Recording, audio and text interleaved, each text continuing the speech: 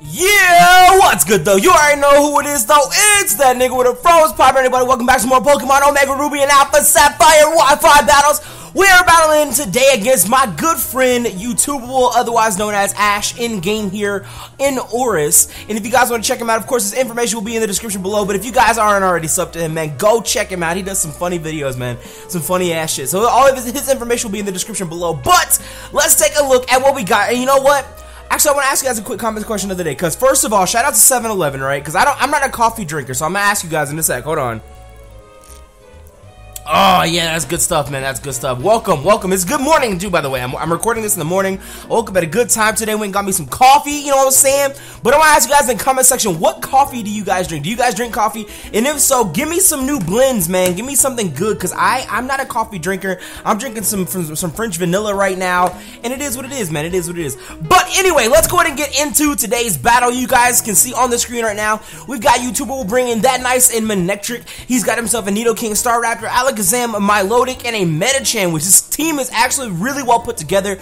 Kind of a scary team, I won't lie. Over on my side, we've got ourselves a Mamo, a Choice Nidoking ourselves. We have our nice and Mega Gardevoir. We have a Dragonite, a Lantern, and a Heatran. It's a very, very fun team. So without any further ado, let's go ahead and hop right on into it. Sorry, it was like 2 minutes of just BS or whatever, but we're hopping right into it, man. We're gonna do the damn thing. He's gonna go ahead and lead with his Medicham here, and I was like, okay, I can respect the Medicham lead. It was not what I was expecting, but I'm gonna go ahead and lead with our Focus Sash Memos line here. And this is like the ugliest shiny in the world. But I'm thinking, you know what? I'm like, you know what? I'm not trying to catch anything from this thing to break my Focus Sash right now.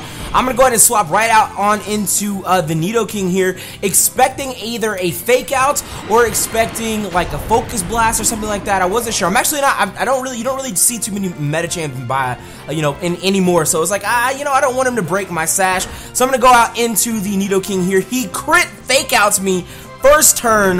What the hell? Too scary, man, too scary. But I'm gonna go with the Shadow Ball here. Very fun set. This Nidoking is actually a very fun Nidoking set. He is actually going to follow up with an Ice Punch here and take me down. Was not expecting the Ice Punch. However, I know for a fact he wasn't expecting the Shadow Ball as well. The Shadow Ball is actually really, really interesting moveset on the Nidoking. There's a Scarf Nino as well, so that's pretty cool. The Ice Shard is going to come out from the Mamo here. That is going to do, of course, that stab Ice Shard is going to be just enough damage to take down the Medicham, and we take his. That was a huge threat that we took out pretty easily. We did have to lose a Pokemon in the process, but I believe honestly it made this match a little bit easier. He's gonna send out his Milotic here. I'm gonna go straight for the EQ as he goes for the Scald. Our EQ did so much damage right there, ton of damage. He does actually get the burn here, which was unfortunate as hell. And I was like, you know what? At this point, the Mamo kind of is pretty much useless. So I'm gonna go ahead and try to set up my rocks, but it was actually a speed tie. And his Milotic gets another Scald off and takes me down without me even getting my rocks up. Very unfortunate for me, but it is what it is, man. It is what it is. So I'm gonna go ahead and send out our Lantern here. Now, this Lantern was not water absorbed, so you might be wondering why didn't I just swap into the Lantern here? It's actually Volt Absorb, not water absorbed. So I swap out. He misses the Hypnosis as I go ahead and Volt Switch off the Milotic, take the Milotic down, and I believe I swap. I don't remember who else. I think I swap out into my my Gardevoir right here. Yeah, I do swap out to the Gardevoir here because I was like, you know what? We have a clean, safe swap against this team. He's gonna send the Alakazam, and I'm like, you know what? I'm not too worried about the Alakazam right now.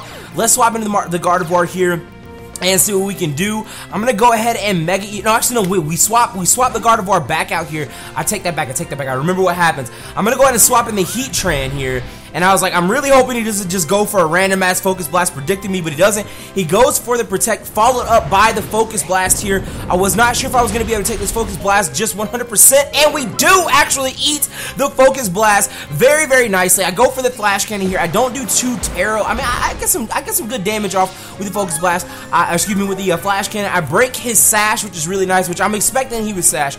I don't really know what else he could have been, because he's obviously not, what is it, Specs or anything like that. It's kind of a random set to run. I guess it's not really that random to run Specs Alakazam, but Focus Sash Alakazam is like the most prevalent thing. So I'll go ahead and Protect, get some lefties back, and I'm going to go ahead and swap out once again. I'm going to swap out into the Dragonite here, expecting another Focus Blast. I know that the Dragonite can take a Focus Blast, but he actually misses it, which was amazing for us. He goes for the Dazzling Gleam. We can actually take the Dazzling Gleam, seeing it was not Stab, and, it was it does a lot of damage or is super effective, but it was not stab, and I know I can take another one, so I go straight for a D-dance here, and I'm like, okay, can we do this? I don't think we outspeed.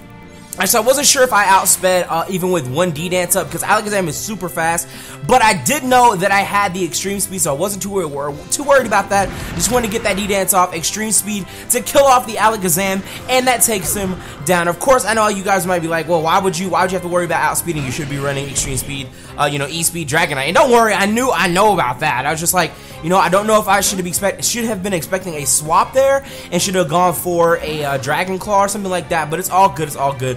So he sends out his Nidoking here, goes for an Ice Beam onto the Dragonite, which would have done a ton of damage, but luckily for me, I swap in the Lantern. He does not get the freeze. He goes for the Earth Power here. He is not a Scarf Nidoking, which was, I was expecting him to be a Scarf Nidoking because I went for a Hydro Pump myself, and he definitely outsped me right there and kills me with the Earth Power. So that was pretty unfortunate, but it's all good. We swap back out into our Gardevoir here. This is a turn I'm going to go ahead and Mega Evolve as he swaps his Nidoking out. I believe I'll go for a Psyshock here as he swaps in his Star Raptor. The Psyshock would have been done the most. Actually, no, I think I actually just went for a Hyper Voice instead of a Psyshock. It's a Hyper Voice with a Pixelate would have been good.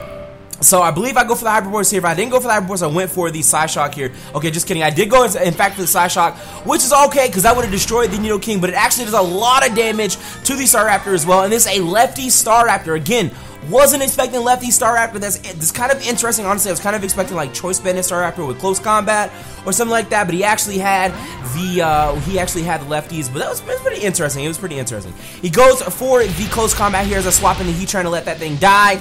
And that's all she wrote for Heatran, but it's okay because we get his defenses dropped. It's all good. It's all good. I'm like, you know what? With his defenses being dropped, the Heatran's out of the way. I was hoping that I knew we weren't going to be able to take that, but I was hoping maybe he would have missed something. I don't know what he could have missed, but I don't know. I wasn't too worried about it. I bring the Dragonite back out. I'm gonna go for another E-Speed here. I believe this E-Speed does in fact kill, just barely kills. Even if that hadn't have killed though, actually I'll take it back. There kind of wasn't any real, like there was, now I'm thinking about it, there wasn't really any way he would have not been killed there. Because he did have his defenses drop, so I don't really know. I should have been too worried about that. But I go for the E-Speed on the Manectric as well. The Hidden Power Ice is gonna come out, gonna do a lot of damage, but not quite gonna kill. That's gonna be perfect for me as I get off another Extreme Speed and take down his Manectric. So that was pretty nice, man. That was pretty nice. So we're looking pretty confident right now. We took down his Manectric and we took down his Medicham, which were the two biggest threats on his team, just because the Manectric has so much coverage. But as Nidoking comes back out here, I was like, you know what? At this point, it's not really any point to try to save the Dragonite. I don't have that much HP left. I'm just gonna go for an E-Speed just to try to get damage off because that's the only thing that I have that actually outspeeds the Nidoking. Well, just because it has priority. Because by that time, I figured, well, I knew that the Nidoking wasn't a Scarf, but I'm pretty sure the Nidoking still outsped me, so I wasn't too worried about that. I swap in the Gardevoir here as he goes for, I swap in the Gardevoir here and go for a YOLO play. As a matter of fact, I go for the Hyper Beam to finish the match. I go for a Hyper Beam to finish the match. It was kind of completely YOLO status, but it was still a really good battle. It was actually a really unexpectedly good battle as well. Very close. There's only a 1-0 for me, so shout out to Youtubable for giving me the battle and coming on the channel and all that stuff. So if you guys, like I said, want to check him out, his information will be in the description below. He's on Twitter all the time trying to get some battles and stuff like that and doing the damn thing, having fun. And there's actually a really good match. So if you guys enjoyed, make sure you smash the hell out of the like button down below. Get a video a thumbs up. One like goes a long way, helps with the channel and the series itself. So hope you guys all enjoyed. As always though, it'll be Twit. This is Twit. Whatever. It's been Twit. And I'll catch you guys in the next video. As always though, I'm out. Peace.